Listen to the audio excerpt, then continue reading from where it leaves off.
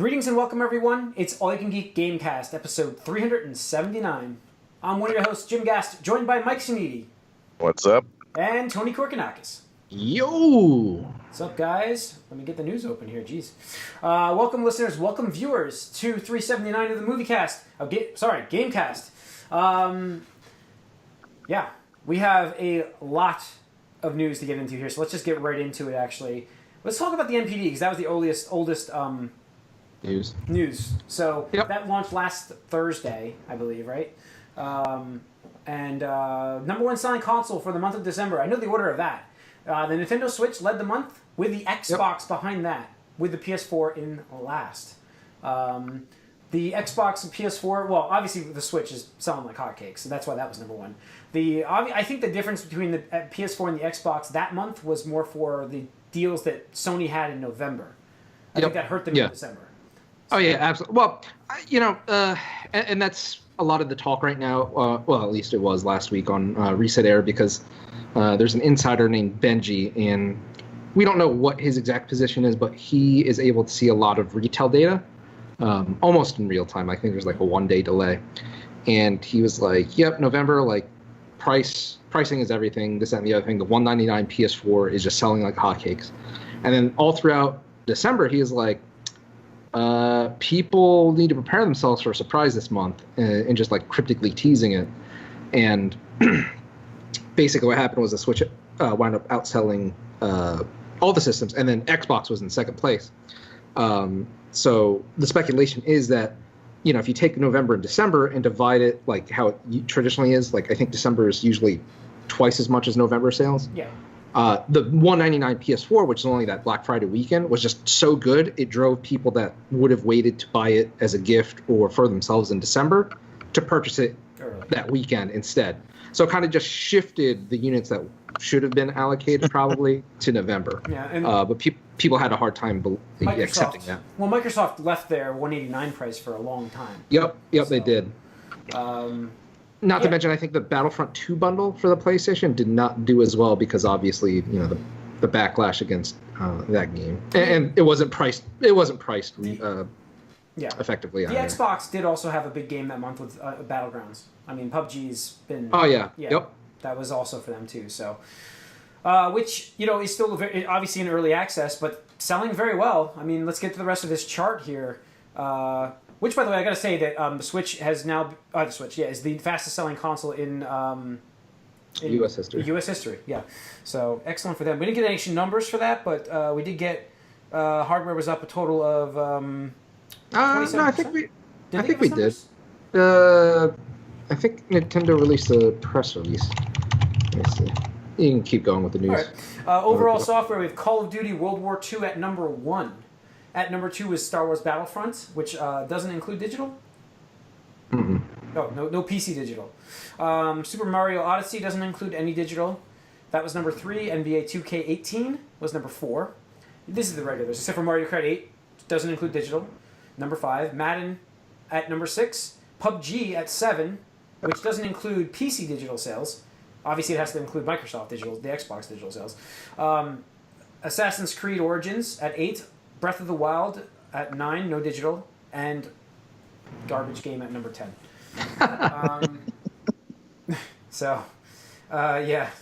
There's your top 10 list. Games. I just wanted, because we got top 20 for December, I just wanted to shout out a couple. Well, I'll just go through them real quick because it's not a big deal. Number 11, FIFA 18, no PC digital. Number 12, Destiny 2, no PC digital. Number 13, Lego Marvel Superheroes 2. Number 14 was interesting to me, was Splatoon 2 with no digital sales at all. Number 15, Need for Speed Payback with no PC digital sales included. And number 16, Xenoblade Chronicles 2, no digital sales. And then Just Dance 2018, The Sims 4, and then 19 and 20 were Pokemon Ultra Sun and Moon, respectively. So yeah, pretty cool. Lots of interesting data there. So Xenoblade being at 16 is impressive, right? I mean, I guess they weren't expecting big sales for that game? So we found out through a leaker, again, that Xenoblade Chronicles 2 debuted at 280,000 copies. Yeah. Physical, retail only. So that's number 16. That was good enough to make number 16. So that kind of gives us a little bit of an indicator. So, all the games above that sold obviously more than that. Yeah. But yeah, I mean, it was pretty good considering. I mean, Xenoblade Chronicles, the first one on Wii, was a GameStop exclusive, and it was like low print run. Probably didn't even break 100K. Xenoblade Chronicles X on the Wii U also came out in December, I think 2 or 3 years ago, and that debuted at 200,000 physical only. So it's up 80,000, probably more when you factor in digital because the Switch is a better platform for digital, I think. So I think Nintendo's pretty happy with that. Not like a, super surprise hit like Splatoon 2 or something, but, Yeah. I'm happy with that. Yeah. So, all right. And that's your NPD. In regards to this also, we also have the fastest selling console generation in history right now, with the Xbox One and PS4 sales records going on. Now, most of this is PS4 driven. But they're well outpacing the 360 and the PS3. Yes. So, but this is where things start to get interesting because launch-a-line, this is when the Kinect and Slimmer Vision launched for the 360. Where we could have they're only like, what are they, 4%? No, it's 4% of PS2, I think. But they're pretty far ahead right now, though. I mean, we'll see. Yeah. This is where the Xbox 360 really sold like hotcakes because of the the Kinect breathed new life into the console, and then so they exceeded by 18% right now. So yeah, and then I found the number from the press release. Nintendo said it sold more than 4.8 million Switch video game consoles in the United States between March 3rd and December 31st of 2017. Record for the company says it topped the Wii, which roughly sold 4 million. So almost outsold it by 1 million units within 10 months there. So cool. Pretty impressive. All right, so that's your MPD. Nintendo also announced last week the Nintendo, is it Labo? Labo, I think. $70 for cardboard. Somebody sell me on this, please. Oh, I do like this tweet. I just read this tweet. You got to hear this. This one's from who is this from? What's his name? Zooge? Daniel. Zooge. Zooge. Yeah, Zooge EX. With the God of War and Nintendo Labo both launch on April 20th this year. One is all about a parent connecting with their child and taking them on a whole new experience, and the other is God of War. Yeah. So, which is funny because we all know that's the premise of God of War, but I mean, it's interesting. I don't know the actual like what's going to be in this box and how it's going to be. They didn't detail really how it's going to be used yet, except for like images of like people dressed up as robots and. No, they did detail it. Did you not watch the video? No, I mean I watched some of. I watched I read the articles instead. I didn't really watch the video. It was like a 3-minute video, too. It is a 3-minute video. I have no interest in it, so let's just tell me about it. It's a 3-minute video. Tell me about it. I have no interest in it. Oh my god. So it's pretty much Nintendo going after the do-it-yourself market, which is apparently a thing.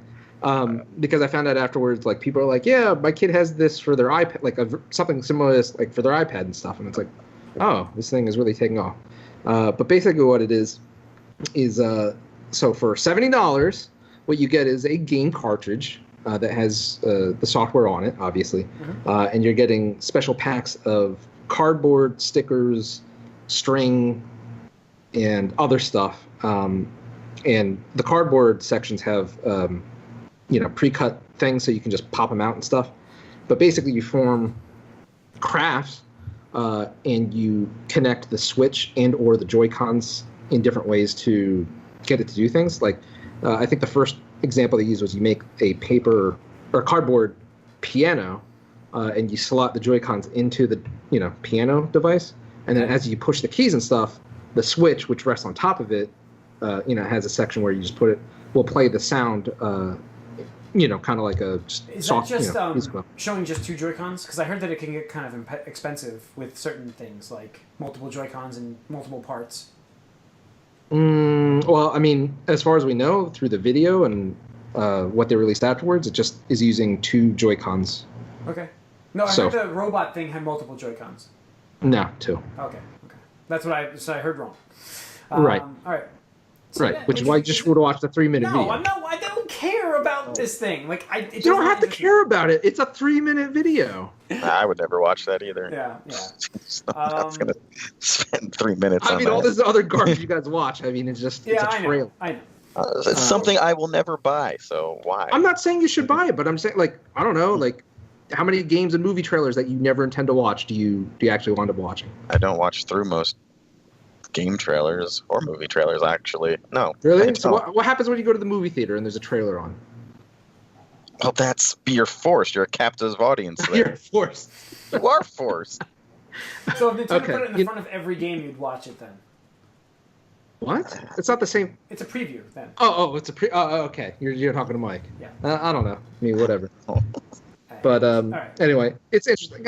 So they have a couple different ones. There's like one where they have like a fishing rod, and it connects to the Switch, and through like the kind of cool thing is the way that it uses the Joy-Cons, or as they call it for these kits, the Toy-Cons.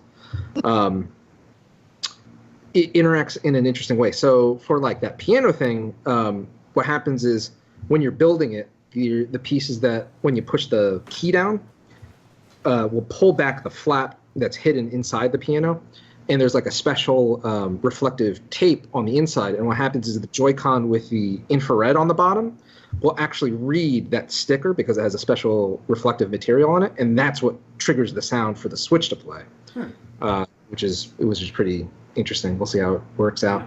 But the other thing is they showed like using the HD rumble and stuff, it can control like I think one of them was like a bug robot, and you can get it to move with the Switch touch controls and stuff like that. The other interesting one was the robot one, where you literally create like this backpack, and it has like a pulley system, and through that you control it. I don't know. It's interesting. A little bit expensive. I think the variety kit is $70, and the robot kit was $80. So we'll see. I don't know. The views on that video got ridiculous. I think it was like 5 million in the first day. And people got to do like hands-on with it at a couple locations, so we'll see. I mean, I don't know if it's particularly for me. The giant robot one, probably. We'll see. We'll see about that. Yeah, well, I don't know. It'll be interesting. Nintendo definitely is selling cardboard now, and I'm going to make a prediction that we're going to see shortages of this. So they couldn't produce enough Amiibo. They couldn't produce enough Nintendo Switches last year, and now it's going to be they can't produce enough. Could they not produce enough Wii Fit scales or something like that? Wasn't that balance boards? Yeah, there was a shortage of balance boards initially, because I remember I bought a couple and flipped them for I think the price of a Wii. I'm pretty sure I sold one for the price of a Wii at the time. They're famous for this, so they're famous. So yeah, pre-order Nintendo Labo if you want to make some money or you think you're going to buy it. I don't know. It's interesting. I don't know that it's for me, but I think it's cool that they're trying something completely different. And as Kishi, whatever his name is, the Nintendo current president, was saying that they're looking for alternate ways to utilize the Switch and expand the audience. Could be really cool because it's not something that any of the other major players are doing. And if it gets kids to interact with software in different ways, I think it's a net positive. Cool. Yeah. But yeah, and I think the reason we had the mini direct the week before was because if they had shown this off without that mini direct, there would have been such a huge outlash. Oh yeah. People would be like, "Oh, fucking Nintendo! They're not making video games anymore. All this bullshit." It's like, all right, like that's one thing that they totally took away from like the shit like Wii Music and Wii Sports and all that stuff. It's like, all right, we're doing this other stuff, but here's your fucking traditional video games first, okay? Like, leave us alone. Stop. Yeah. All right. God of War, like I mentioned during that conversation, God of War 4 is coming April 20th. That was announced today. If you're interested. Yeah, it's a little later, right? I mean. No, I kind of expect April. I mean, maybe early April or late March was the target. I thought we kind of agreed that it would launch around when Horizon launched last year because it was proven it could be successful, but. Yeah. We'll see. All right. So yeah, I mean, both those things are going to be launching day and date. So God of War and Nintendo Labo. Head to head. Head to head. 420. Let's see. Earlier in the week, Microsoft announced that a new Fable game is in development from the Forza team. That's weird. That's so weird. Hey, listen. Is it Fable Kart? Is it Fable Kart? No. Is it Fable? Fable Kart. There we go. That's what we need. Fable, I believe they named it as Fable proper, Fable 4 so far in development. So I mean, it probably won't get that title. Fable Forza. Yeah. I see what you did there. That's interesting. FF. Hey, you know what? I'm glad they gave that team a chance to do something else. This is something they're not known to do. So I know. Yeah. That is what I will give them.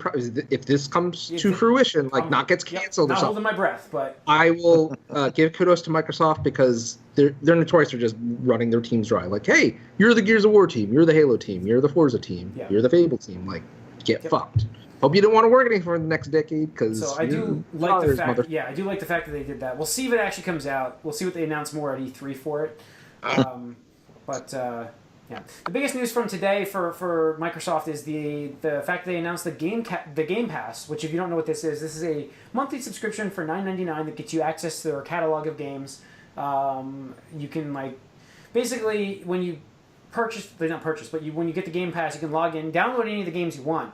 You download them, so you don't have to stream them.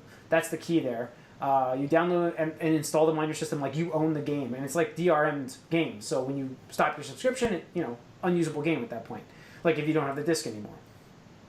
It's like Netflix for video games. Netflix for video games, essentially. They announced today that all first-party games going forward will be available from Microsoft day one on the Game Pass. So that means the next Gears of War game. And by the way, they announced the newest Gears is in production and Halo in this statement. So the next Gears of War, which we all know. The next Halo... I mean, we all knew it was happening, right? Yeah. Sea of Thieves is going to be available day one. All of these first-party games. Games that I was not interested in, but intrigued by, that I probably would never buy, like Sea of Thieves. I will probably play now, so you'll get to hear about it. I mean, it's a bold move. It's definitely changing up the business model because, instead of trying to get people to pay $60 for a disc or a digital download, pretty much doing a blind purchase if it's a new IP. Yeah. They're like, hey, if you're already subscribed to our game service, or if you're not, you can only pay $10 to try it out for a month. I mean, it's like it's glorified rental. Better than a glorified rental. I mean, what is it? GameFly is like what, $15 a month, and you only get to check out one game at a time. Yeah. So I mean, it just makes awesome sense, and this is one of the moves that I give full props to Microsoft for because this is, I kind of like I said with Nintendo Labo, this is unexplored space for video games. I hope it does well because, frankly, I think all of them should be doing something like this. Yeah, did GameStop make a statement today? I think so. I think they made a deal with Microsoft on this because Microsoft had to be like, hey, sell the cards. Sorry, sorry. Yeah, sell the cards that are gonna put you out of business. Yeah.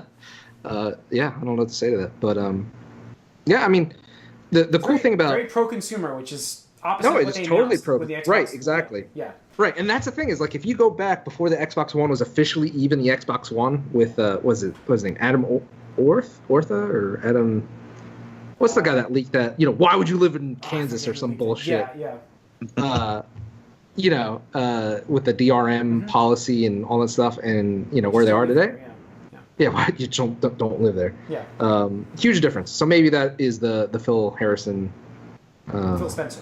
I'm sorry, Phil Spencer. There is Phil Harrison news, but Phil Spencer effect in action. But I hope it does well. It's gonna totally throw a wrench into how we can measure Microsoft's success now because. I mean, how are you supposed to do that? There's no more tracking. Yeah, how are you supposed to do it? Right, exactly. There's no more tracking, traditional tracking of it. But I think it's going to be... I'm sure they will, though. Kind of like with Netflix and Bright. They'll be like, user engagement, user downloads, time spent. It's just we can't compare that to other numbers, unless everybody is giving us the same numbers. It's kind of like... Is it kind of like communism, where it's like spreading... It is like spreading the wealth around from the big games to the little stuff, and it's like... it kind of is. Yeah. So, and basically, full year, it's the cost of 2 games. Mm-hmm. Full games. Yeah, essentially. I mean, that's crazy. I mean, $120, and I think there's a slight discount if you do get it by 6 months or 12 months, right, Jim? I don't think they discount it. They do. Okay. You can get it on Bing Rewards, which is cool. So I'm going to get a 3 month for free easily. They were doing 12, and I am kicking myself that I didn't buy it last month. Well, are we sure with these that all these games, once you have the subscription, there's no additional charge? Yes. Well, that's weird. There's no additional charge for the games, but we were talking about Season Pass and DLC. Yeah. And that's not... Is that not included, which we don't think it is? No. But what I did find out, because I actually went on the website, if you have Game Pass, like let's say you download this game and you're like, wow, this is awesome. and I want to buy this because maybe I'm not renewing my Game Pass next month or something like that. While you have the subscription active, you can actually purchase it for a discount, not only just the base game, but any of the DLC for it. Yeah, so you get discount on this DLC, and it's 20% off the new game, I believe. 20% off the game, and I think 10% off the DLC, which is that's awesome. I mean, that's super awesome. Well, like I was saying, like there's games like let's take Forza for instance. Forza is one of those games that I want to play, but I also never really buy the DLC for that. But hey, for a discounted rate and not paying for the game, I might buy that DLC. Yep. So yeah. And really, I hope they're successful for it because I really want this to succeed so it can kick Nintendo and Sony in the ass to get their gear together because this would be cool. I mean, this is just my opinion, but like both of them have a much stronger catalog of older games because Nintendo goes all the way back to the NES, PlayStation goes all the way back to PlayStation 1, and they have their handheld systems and stuff, and yet both of them are doing nothing with their back catalog. Yeah, I think Nintendo would benefit the best. No, I don't know about that. Nintendo resells its back catalog all the time. Yeah, but there's a lot of games over and over again. If I was paying them $10 a month, I would gladly pay them $10 a month for their older games. But then they wouldn't be able to sell it anymore. But if you add, but that's the point to this, Mike. Like the point is you're constantly subscribed and you're constantly paying $10 a month, and over time that adds up to more than you. That's the gamble is that they're saying that this will reach more people that would buy the stuff, so that they'll subscribe for $10 a month rather than $60. And then that amount of people will counter the $60 loss, and it's like all math. It's like Supermath. Supermath, as we'll call it. Right. I mean, it's definitely hard.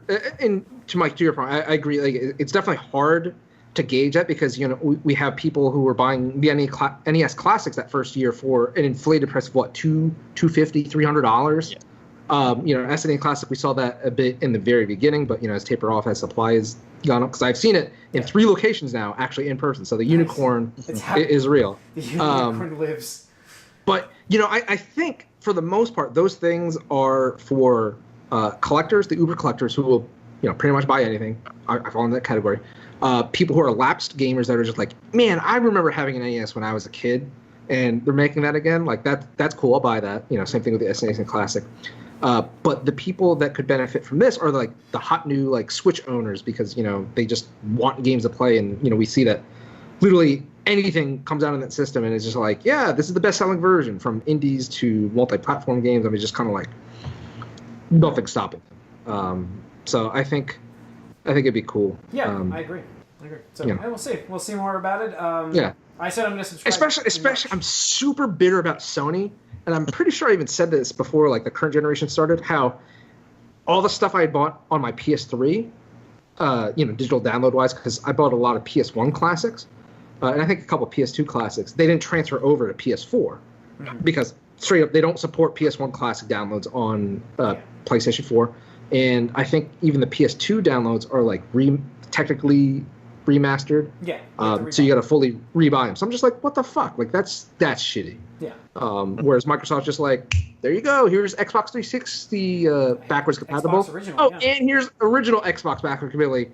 No charge. Just put the disc in, or if you want, download it for dirt cheap. And those are all in Game Pass, right? All of those games, the whole backlog.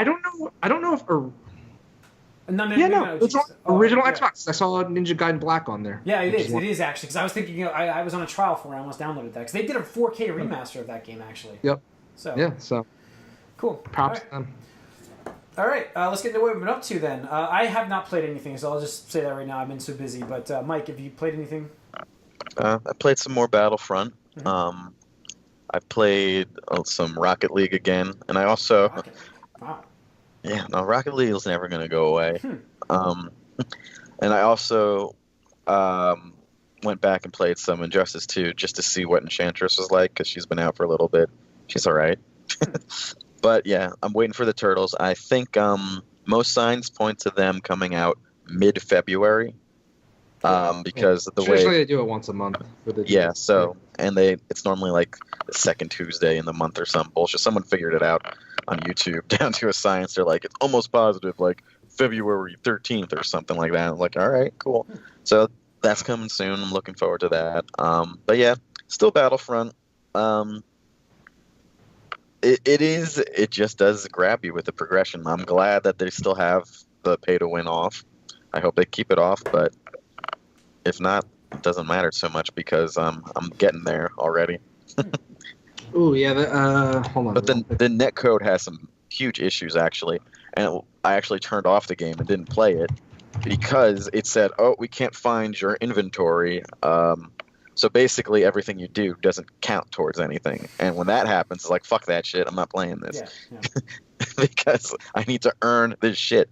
Before and with they one, turn it back on. yeah, Yeah. and one funny side effect of like all this shit you need to earn is it really discourages quitters. Like you don't want to quit mid-match because you don't get any credit for what you've done. So it's just like, oh, even if I'm getting squashed, I'll get something. So it's interesting. But again, there's the skeleton of a good game in there somewhere. Unfortunately, there's a lot of bullshit. Yeah. Since we went back to Battlefront 2, so another insider in the NPD thread stated that Battlefront 2 is down over 70% in units and 40% down in revenue from Battlefront 1. So there you go. They're definitely feeling the burn on that one. And I gotta figure Disney's got to be pissed at this shit. Yeah, I don't think those. That's really bad for them. The good news about this is hopefully EA learns from it for. I doubt they will, but hopefully they learn from it for Anthem. Fuck Anthem. Which is definitely not coming out this year. No. Wait, didn't you bet? No. I wouldn't bet you. Corey. No, I wouldn't bet you. So. I did make a crazy bet with you last week, though. Did you? What was it? I thought I did. I don't know. I have to go back and listen. No, because I was like sitting thinking about it, and I just said, "Fuck it, let's do this." So, I hope it wasn't that. You guys are bad at posting in the bet thread. I know. On Discord. So I'll be losing next year. I'll be losing the Metroid bet. So I have to go back you're totally losing that. Yeah. What was that? That it wouldn't come out next year? Is that what you said, Jim? I said that the Beyond Good and Evil 2 will beat it out. And I even gave you a year leeway. A year leeway. Yeah. So we'll see. All right, Tony, what have you been up to? Let's see. So the big thing was I finally beat Xenoblade Chronicles 2. Nice. Man, it was a long game. Came out 65 hours, I think. It took me to beat the game. That sounds definitely worth worth it. Expecting. Yeah, I thought it was like 100 hours. So. Yeah, I mean, you could go 100 hours if you really wanted to. I mean, I didn't do all the side quests and stuff because I don't do that anymore. You know, why not? You don't have time for that. Right. But I will say, knowing now, like having completed it, it definitely would have changed my rankings for last year, actually. I think it would have bumped Mario down to number 3, and this above Mario. Or just bumped Mario off in Persona State. I don't know. But this game is definitely number 2. It's weird because I feel like it's the exact inverse of Persona, and maybe I talked about this, where I felt like Persona 5 started out really high, and as the game kind of went along, it was like up and down, but overall downward trending. Whereas this game was the inverse because it's like it starts off kind of slow and like whatever, you're just like, all right, okay, but probably about chapter 4-ish or so, chapter 5, it just kicks off and it just keeps getting more and more ridiculous, to the point where I actually kind of felt obligated to beat the game, as strange as it sounds, because in most RPGs you're just like, I'm going to do all the stuff I need to do before I go and enter the place where it's like, are you really sure you want to do this, because the point of no return or whatever bullshit. But like the nice thing about Xenoblade is it's really immersive breaking for some people, I could see. But let's just use a hypothetical example where how in RPGs, like maybe it's like, I'm traveling by ship to like this new place, and you'll lose access to the ship for story reasons, and then you can't get back to like the original continent or something stupid like that. Mm-hmm. This game totally lets you do that, even though like the characters will be like, we're stranded here, we can't do shit. You could just fast travel back to the first continent and finish off any of the quests that you were missing or didn't do. Doesn't make any sense within game. They don't even try to explain it. It's just, you can warp wherever you want to as long as you've been there before. So later on in the game, it just kind of like these things happen in the story, and I'm just like, I literally felt bad. It's like, I really want to go do this quest, but some shit just went down, so I feel like I would be doing a disservice if I didn't go and do this thing right now, because it's like a huge game-changing, world-changing event. It's like, I really need to go collect like 10 wolf tails right now. So I'll be right back, bro. It's like, I got you. Don't worry about that. But no, game is really awesome. Would highly recommend you play it, Jim. Yeah. Definitely long, so it will take some time. But phenomenal cast, actually. It makes me not dislike the Persona cast, but wish that we got more interaction from the Persona cast. Because this really highlighted how, even though all the characters talk to you, the main character in Persona 5, they don't really have much interaction between themselves because, as you know, they're secondary characters. But this game, they did a lot. So highly recommend that. The other thing I've been up to, what was it? I meant to talk about it. Oh, got back to PUBG on PC since the 1.0 officially released. Definitely plays a little bit better, a little bit more optimized. But last night, Nick, Bill from work, and Nick's brother-in-law, we were playing Fours Squad. Got our first, well, my first, winner chicken dinner. Nice. It was so intense, like, oh my god, because the circle, you know, if you're not watching the video, I'm just making a really tiny circle. Like the map is like, let's just say like the size of my screen right now, and by the end, like the circle, the safe zone was like that big, and you're just like, wait, there's 5 other people right now in this fucking circle. Where are they? Because you know everybody's trying to like find like a good like hiding location or sniping location or whatever, and you just hear gunshots because everybody's trying to kill each other. And I called out because I saw somebody. I called out as they were shooting me. I died, but you know we're on voice check, so it's like, you know, we're helping each other, and like you just keep hearing nonstop gunshots for, I want to say 30 seconds, and then all of a sudden it's like match ended. I'm like, what? And it goes like ding ding ding, like, you know, winner chicken. I was like, we won! Holy shit, we won! Yeah, we're awesome, like, you know, that kind of thing. So it definitely feel good getting that thing, and that's one of those experiences that is just really good and fun with friends. So highly recommended. If you have the Xbox, I don't know, I haven't played on Xbox, but I hear the performance is still spotty. And then the last thing I did, only briefly, was I started Cuphead because I got that on PC. Cool. The game is very fun. Oh, yeah. The default controls I did not like though, and I remember people are changing those to the shoulders. Yeah. Yep. The dodge.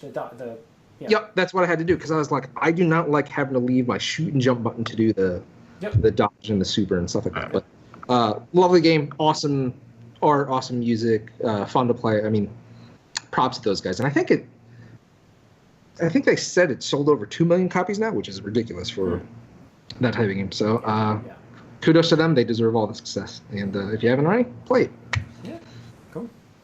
All right, I think that's going to wrap up the Gamecast. Thanks for tuning in. Write us podcast at allingeek.net. Follow us on Twitter at allingeek. Like us on Facebook. Subscribe to our YouTube channel. Tune in next week for the Moviecast and the Gamecast. Thanks again, and see you soon.